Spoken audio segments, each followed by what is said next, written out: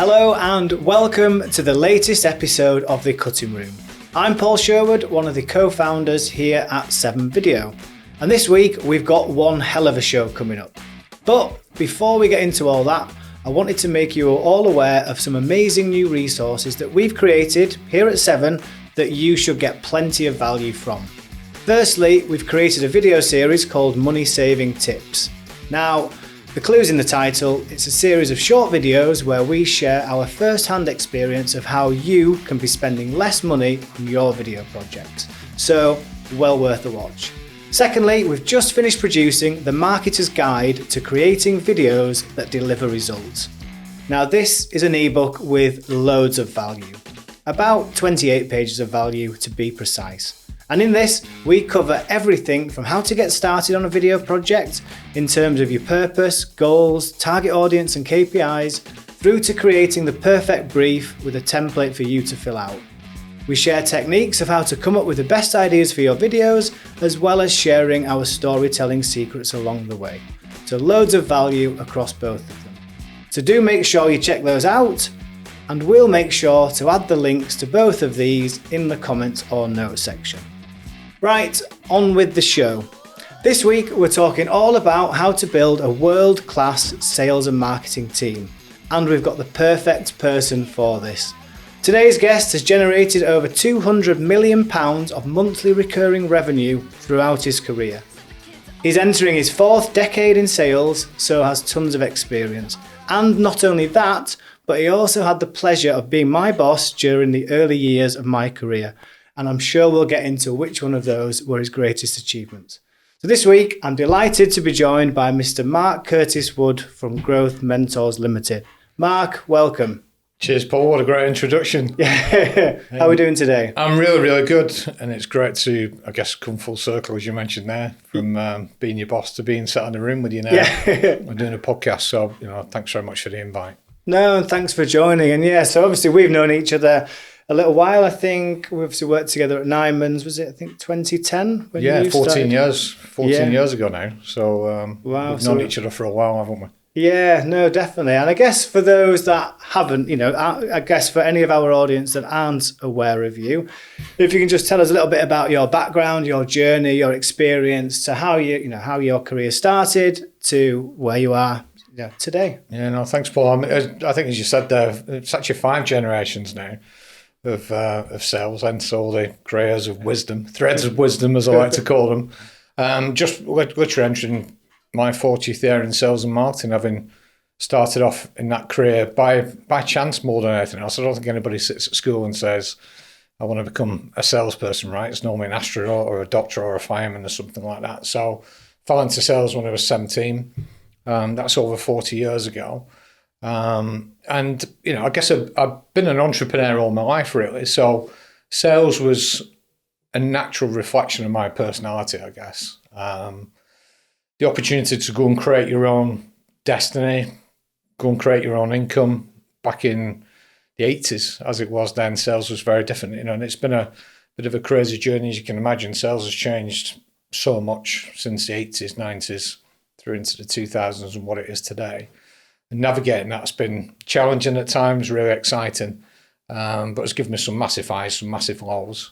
Back in the 80s, it was very much all commission driven. So if you didn't sell, you didn't eat. Now it's obviously a bit more stable than that, with good basic salaries and proper packages and people giving you time. Then it was a week to get results, and if you didn't, it was out the door, right? So things have changed a lot over that time. But I guess being an entrepreneur, I started my first business when I was 19. And then the last 20 years out of the last 23 was really building sales functions for other people. So that was at director level. I had the sales director, commercial director, sales and marketing director, MD. Inevitably, we knew each other at Nyman's and so on. And it was building those sales functions for other people. Up until right in the middle of the pandemic, not a great time to start a business, right? Where for me, I just knew I had to reconnect back with that entrepreneurial spirit, and working for other people wasn't the right thing for me. And that's when I created Growth Mentors, with a vision to give people access to on-demand sales leadership, because I recognised there was a significant shortage of talent, not only in sales but in director level. And that led me to founding Growth Mentors at that stage. Okay, brilliant. So yeah, some journey over a number of years, like you said. And I imagine, yeah, the environment that is sales and marketing has evolved quite rapidly. And even in the time, I mean, I was born in the 80s, just to say that. But but even in my time at Seven, we've been going 10 years now, and just even how we operate in that regard has evolved massively over the last 10 years. So I think getting into what you taking that experience that you've gathered over those number of decades and and where you sit today, like what are the fundamental elements, in your opinion, and what are the fundamental elements that you've seen that build up or make a world-class sales and marketing team? Yeah, I think there's success leaves clues. So I think for me, it is about sales has always been by definition for me. I've taken a scientific approach to sales. I think a lot of people leave it to chance, and it's a big mistake. What I mean by that is, if you look at it, I've always been very number driven. So things have changed quite a lot. Back in the 80s, 90s, businesses were very heavily KPI and I guess very micromanaged because you wasn't given a lot of time. People wanted success quite quick. And again, because a lot of it was commission only or you was only paid on results, you had to find out what's going to work quickly and move with that. I think it's slightly different now. Things are not as heavily KPI driven. People are not as micromanaged as what they used to be, given more free reign. But it's success leaves clues for me. So it's looking at, what are those metrics telling you in an existing business? And where I've seen world-class sales systems run, and where that's really worked in organizations, is where there's significant alignment between the sales function and the business objectives. And I think quite often there can be a gap between those two things. So it's making sure that the sales strategy is perfectly aligned with the business strategy. Does the sales director, whoever's leading that sales function, fully understand the CEO's objectives or the MD or the founder's objectives? Why did they come into business? What are they looking to achieve? What does that future plan look like? I guess it sounds obvious, but through a lot of experience both operating in other people's businesses and more recently over the last 3 years in the ICT industry and speaking to a lot of customers and prospects, there's quite a disconnect between those two things quite often. And what impact have you seen that happen? I think the impact quite often is you bring a sales director in or a head of sales to run that sales function. They've got their own ideas. They want to impress and get a result. And quite often what happens is they end up with a revolution approach rather than an evolution approach. So they'll bring in their own operating system, their own way of working. Quite often that stops what the business is doing that works really, really well. So it's almost like being a good street fighter and then learning martial arts. You might go for a big roundhouse kick one day and you might fall on your backside because where in the past you would have instinctively known what to do. And I think quite often we see that revolution where everything gets ripped up and taken out, and it almost stops what's been working really well in the business, where the evolution approach to it is much better. And if there's alignment between the sales function and the business, everybody's working in that same direction. If there's a disconnect, then you end up going in two separate directions. And I think the biggest impact for me isn't necessarily financial, it's time. Because you go 6 months down the line and suddenly you find out that's not working. And inevitably, time's one thing that you can never get back. You can always go and get more money, but you can't go and get more time back. So that is the biggest impact, I think. Yeah, no, I think that's a really good point. And yeah, I think it's having that alignment between sales and marketing and the wider business. I guess any other fundamental elements you're seeing across the real sort of world-class sales and marketing teams? I think there are three things for me: strategy, people, and impact on cash. The latter often gets forgotten. From a people perspective, it's that focus on high performance. I think certainly now there's less in a number of sales functions I get introduced to. There's less focus on performance, especially in the technology sector, because we've had the opportunity to ride in the crest of a wave and lots of technology. So it's easy to get swept along with that. And people are almost taking orders rather than actually going out and selling. So that high performance habits, those high performing sales team, inevitably comes from high performing leadership as well. So I think having the strategy of the sales function perfectly aligned with the business objectives, having a high performing sales team, and knowing what high performance looks like. And then the third element for me is, do you understand what the sales function's impact is on cash? That old adage of, that turnover's vanity, profit sanity, and cash is king. I think because cash isn't in circulation anymore as much as it used to be, that cash is king mantra's sort of dropped off, but cash flow is still significant to a business. And, what I often see is that you can go out of business by not having enough sales, but you can also go out of business by having too many sales and not looking after your cash. And if you understand the sales impact on cash flow, equal as well as all the other elements, that leads to a high-performing, world-class sales organisation, because you're then aligned with the MD, the FD, and the objectives of that business, if that makes sense. Yeah, no, I love that. It's a really interesting way of looking at it. And I think just to sort of touch on that point about sort of sales, the impact on cash flow, like how have you seen that sort of go wrong, or like how can people alleviate that going wrong? Yeah, I think quite often it's by not being in people's awareness the impact that the sales function has on cash in the first place. So, for example, do your sales team even realise that, okay, for example, a business may say, let's bring on board cybersecurity.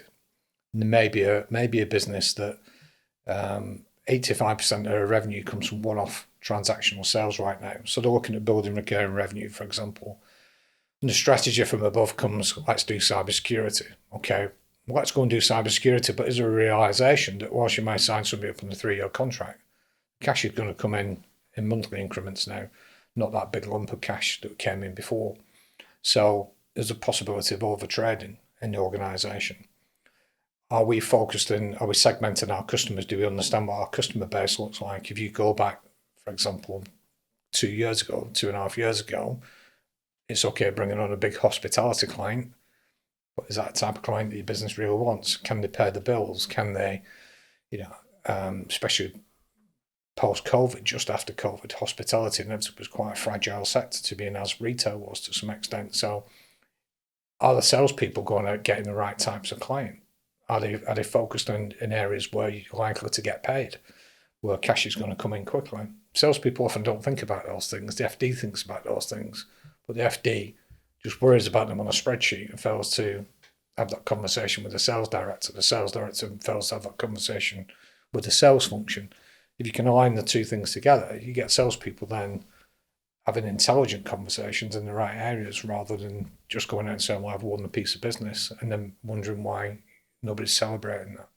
Yeah, so really, it takes me back actually to when I was at Nyman's. I always remember when you get a sale, you'd win a sale and you'd be sort of buzzing with it, and you get a call from, was it like purchase ledger or accounts payable, well, the finance department basically saying that they couldn't get a credit limit or for whatever reason. And for like that, for me at the age I was at then, that wasn't on my radar, and it was always quite a bit of a kick in the teeth. But now, as sitting here having run my own business for 10 years, I completely understand now the importance of that. So I think that is really key. And you touched there on recurring revenue, and my very kind intro obviously mentioned about the 200 million pounds worth of monthly recurring revenue you built over your career, which is a phenomenal achievement. Like what are the secrets to that? And how have you managed it?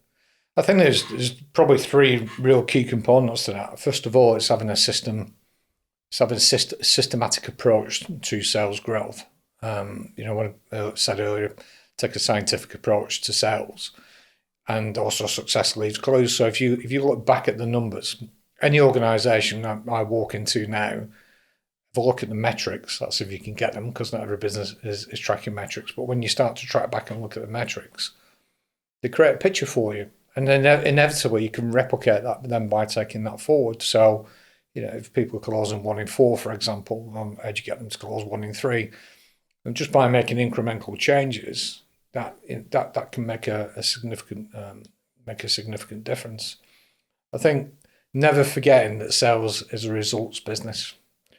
It's easy to, especially now in these days, okay, I'll go and organise a good golf day for somebody, or I'll go and, which is as important in terms of relationship building, but not forgetting that results ultimately is what we're here to do. Any sales function in any organisation, the sales director is there to get a result. And the moment that you take your eye off that, I think is quite dangerous. And, the third element for me is remembering that everything's south of lead generation. If you're going to grow your business, I have a belief that nobody stands still. A bit like a tree, you're either growing or you're dying. So if you're not growing, you must be dying.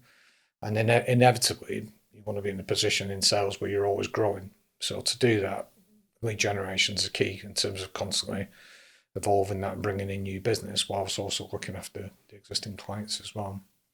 And how have you found, so we, as a video marketing agency, we have traditionally sold kind of on a one-off basis, over the years, and only back end of last year we launched our sort of video retainer packages, which is where we get that recurring revenue, and it's been a bit of a shift for us in terms of understanding the production capabilities and how we manage certain elements. There's been a bit of learning there from our side, and I think also from the sales and marketing side, we have seen there's a real need there from our clients, and I think it's like, how have you seen that go when you've gone and worked, let's say you've gone into a business and worked with them and they haven't traditionally been used to a recurring revenue model? Like, how have you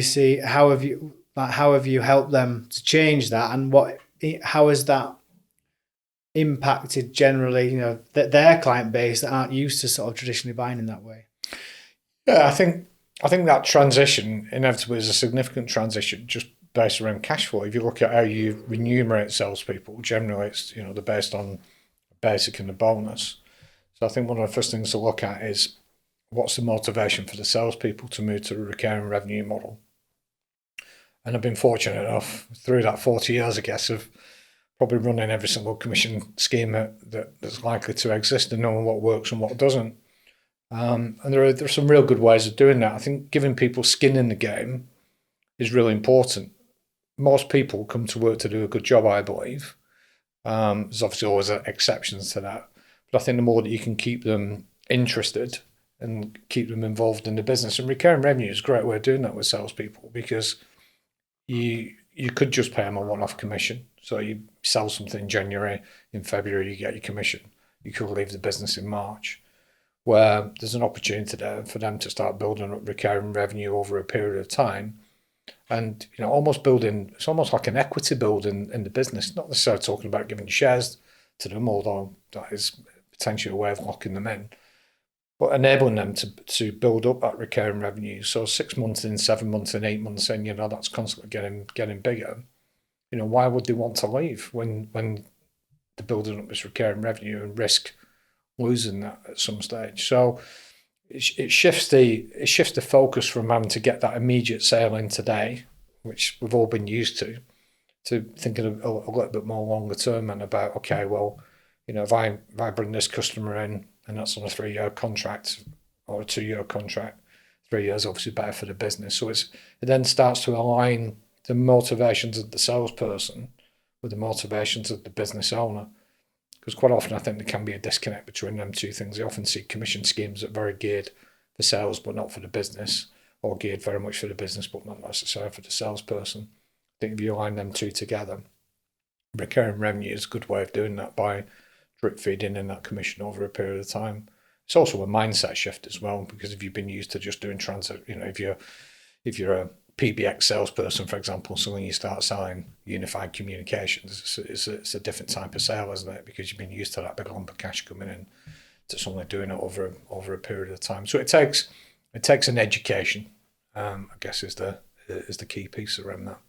Yeah, no, that's really good. And I think to flip it, I guess we've kind of touched on this in certain elements, but if you're looking at the common challenges that you see, or the issues that you see going into certain sales and marketing teams, what are the biggest challenges that you're seeing, and I guess how are you going about or how would you go about solving them?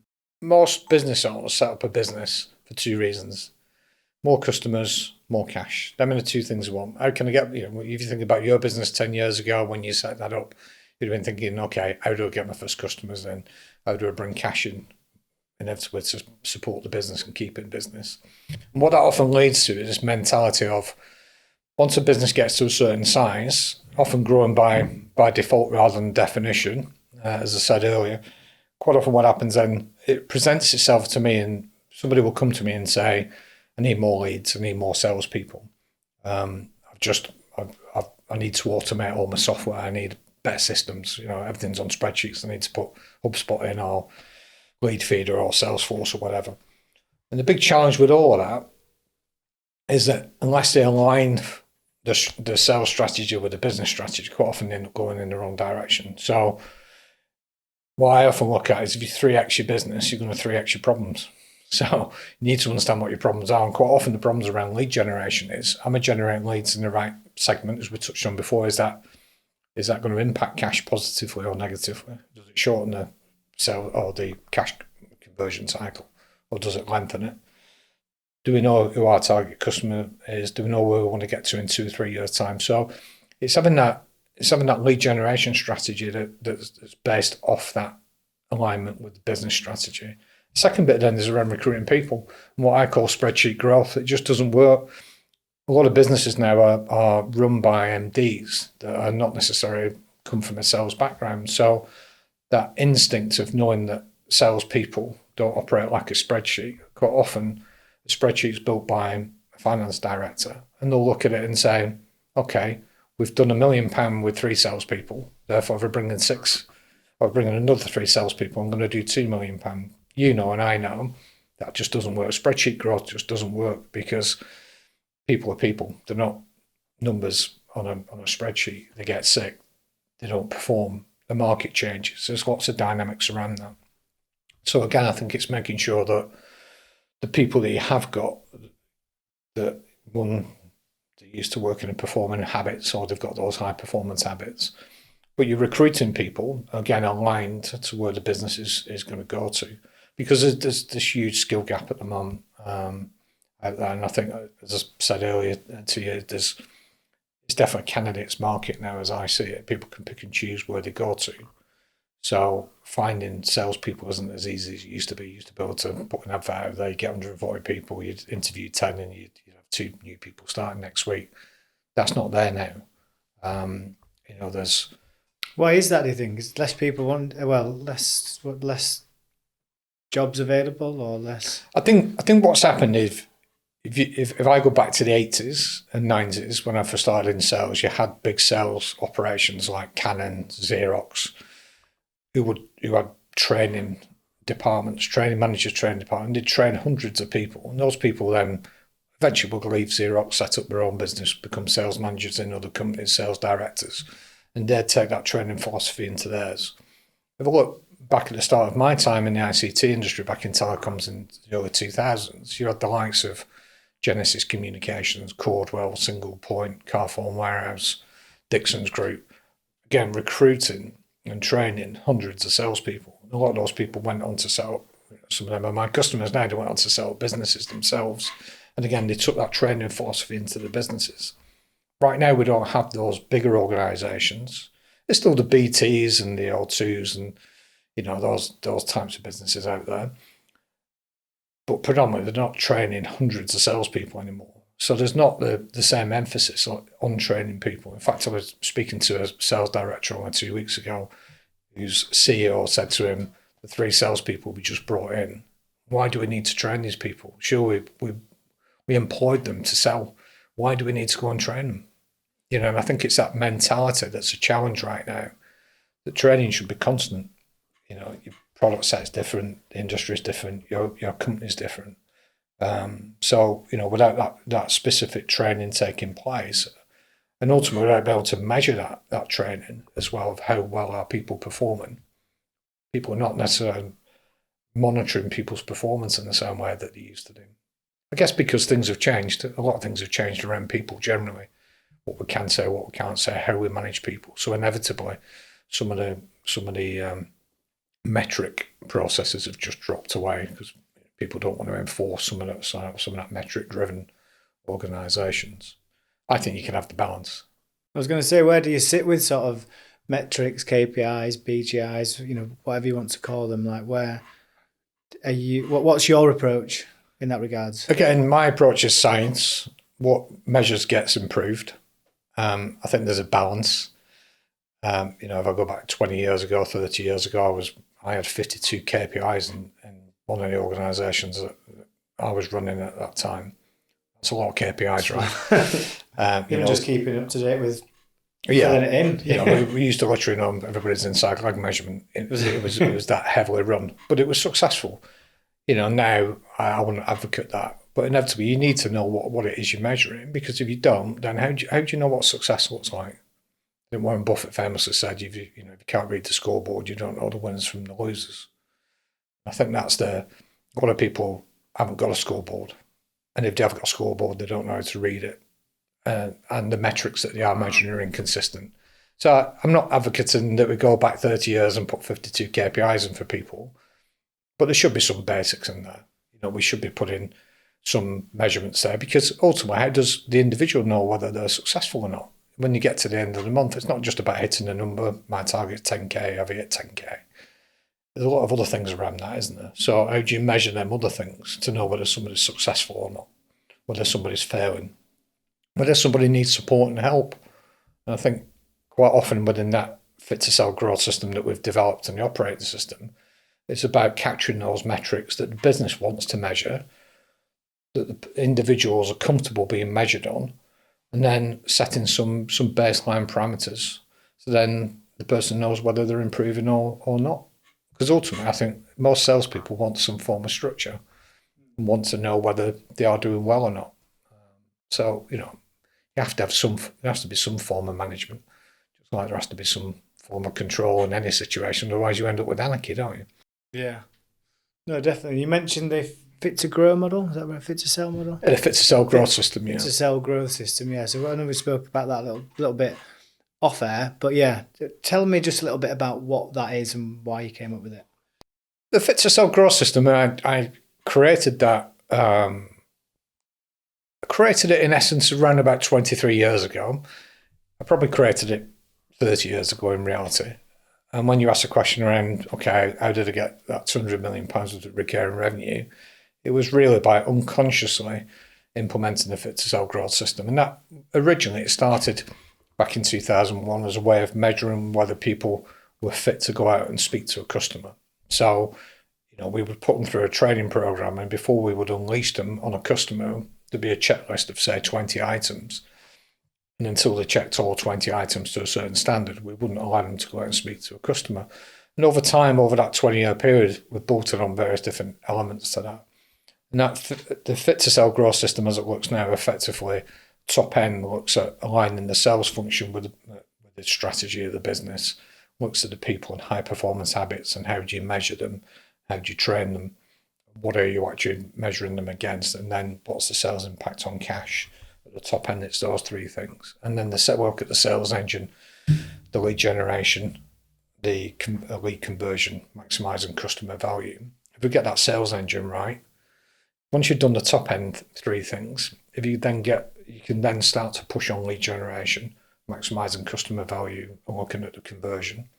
Things like segmentation of the base, understanding where our clients sit, trying to break that Pareto's law where 80% of our business comes from 20% of our customers generally, push that envelope a little bit. And then ultimately the bottom end, that's how do we then automate that? So we almost flip the paradigm a little bit, because most people start with get more leads, get more salespeople and generate more business. That's what I want to do.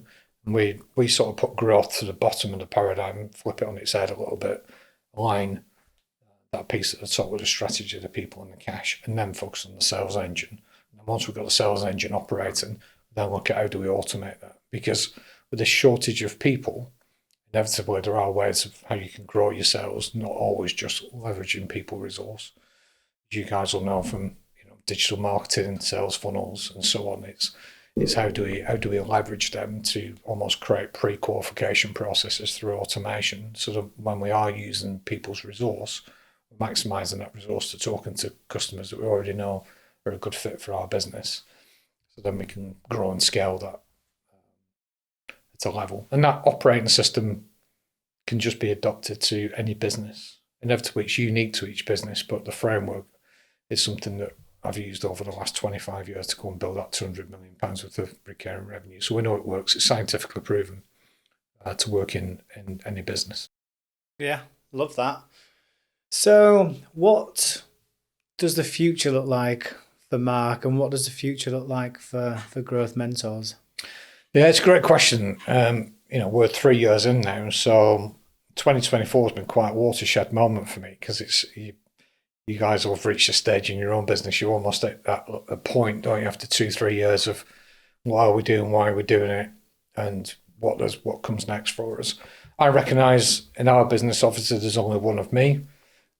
So to replicate myself, there's only 21 selling days in a month generally. Not all of them can be offered out to clients inevitably. So how do we go and grow and scale the business? So I recognised some time ago that we need to change the model a little bit. So some quite exciting innovations. We're building some software to enable the Fit to Sell growth system, operating system, to be adopted into businesses, so we can do that on more scale. It doesn't have to always be done by us. So there'll be an opportunity for people to take that growth system and implement it themselves. There'll be an opportunity for them to do it with us. Then there'll be the opportunity that exists now where we'll do it for them. So that'll enable us to reach a wider audience, which has been a goal of mine for some time, because I'd rather impact more people rather than a smaller audience. The software piece is quite exciting, to actually have a SaaS business and be building our own software. We're building some AI into that as well. We understand that AI curve and where that's likely to go to. So we want to make sure that we can maximise that, really give people access to, I guess, 40 years of knowledge almost in the pocket, really. It's a big legacy piece for me. If I can capture my experience and give that to other people, I'd prefer to do that rather than die with all my knowledge that I made, in all honesty. And I think AI gets a bad reputation sometimes, but I think where the likes of AI can really help us to really enable some of that information and knowledge that sits in my head. How can I let that out to the next generation? I do quite a lot of work with the Prince's Trust now, and I see this young generation of new entrepreneurs coming through. There's nothing more exciting than seeing that future generation of entrepreneurs. And we can enable them and many other people to be entrepreneurs and also use all that knowledge that sits in my head. Then that'd be a great legacy to leave behind. That I'm not going anywhere anytime soon, but it'd be a good thing to be able to leave behind and be able to access all that as well and get that digitally documented. Yeah, I like that legacy piece. We were speaking recently where, as I mentioned, we've reached 10 years as a business, and one thing we're looking to do is to create our own documentary to kind of document what that's been like, both, for ourselves to look back on when we're older and be like, look, that's what we achieved in that time, but also to like share with other business owners or people in business, like the highs and lows and what it took during those 10 years to sort of just to document it. So I think that's really nice. There's also a bit you mentioned off there about investment as well. Sure, yeah. It's been quite a pivot for us this year. So over the last 20 years, I've been involved in around about 19 acquisitions of some shape, where I've formed in various different businesses that I've run or that I've operated for other people or working with clients. And for me, I've wanted to make use of that experience for some time. So this year, we've got involved with some investors. Inevitably, I recognise that based around some of the things we've already discussed, the access of salespeople, or access to salespeople, is getting harder. So organic growth is more challenging than what it's ever been. You can start a business today, or you can bring on 5 salespeople and wait 6 months to see whether that's going to work. But a quick way to go and grow a business inevitably is through acquisition. And a number of our clients now are coming to us saying, how can we get involved in acquisition? We haven't got the skill set.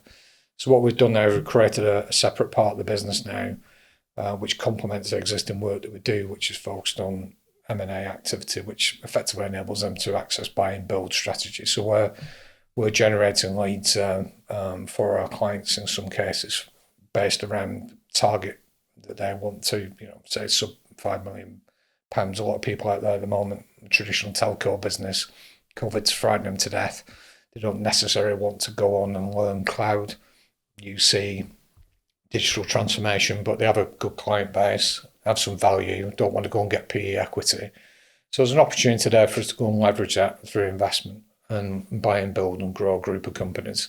So, we're now targeting certain types of businesses now on behalf of our client and also our own business to go and pivot, because we see that as a good way of increasing sales within the business, but doing it on steroids rather than doing it the more traditional way of just going out and putting 10 people on the street, and putting 10 people in cars and to do 3 visits a day and all the usual things that used to happen in the past. So it complements the business, but inevitably it's a great opportunity to go and leverage it. And PE money is expensive right now, so there's a number of people not looking to do that anymore, but are looking still for ways to go and grow the business. So we're putting people that want to exit together with people that want to go and grow. And matchmaking, yeah, deal making, and then putting the operating systems that already exist around that to enable that to go and grow and scale. So that's really exciting for us. We see that as being it's a small part of our business at the moment, but we see that becoming a much bigger part of our business as we move into 2025. Brilliant, Mark. That's been brilliant. I think just before we wrap up, we always ask kind of one last question to our guests, which is all around what's the key takeaway that you want our sort of viewers and listeners to take away from everything we've just kind of chatted through there about building a world-class sales and marketing team? What's the key takeaway? Yeah, it's a great question to disseminate all that into one thing, isn't it? But I think if anything, it comes back to, I would say to anybody out there, if you're looking at taking on a new sales director, starting a new lead generation, is just take a little step back first before you go forward, because like I said, if you 3x your growth, you're going to 3x your problems, right? So best way to do that is just have a check-in on that alignment. Is the sales function as aligned with the business? Quite often it will be, and I think in most cases 92% of what people are doing by default, unconsciously competent at, is great, but the juice is in that extra 8% that they're not doing it. So by having that conscious check-in, is our sales function aligned with the business? Sometimes what comes out of that question is actually we've not even defined where the business is going and what that direction is. So it's taking a little backward step first to move several steps forward. So I think by doing that, and then you understand, why did we set up the business? What direction are we going in? What's happening in the next 2-3 years? And is the sales function going to take us to there, or is it actually pulling against it? By doing that, people can then start growing by definition rather than by default. Brilliant, a lovely ending. And Mark, thanks so much for taking the time to join us today. Hope you enjoyed it. Yeah, definitely. Thanks very much for the invite. Like I said, I feel like you and I have come full circle over 14 years. So it's great to be part of this and part of the Cutting Room podcast. Brilliant. Thank you very much. And thanks to you for watching. Thanks to you for listening. Thanks for joining us in this week's episode of the Cutting Room, and join us again soon.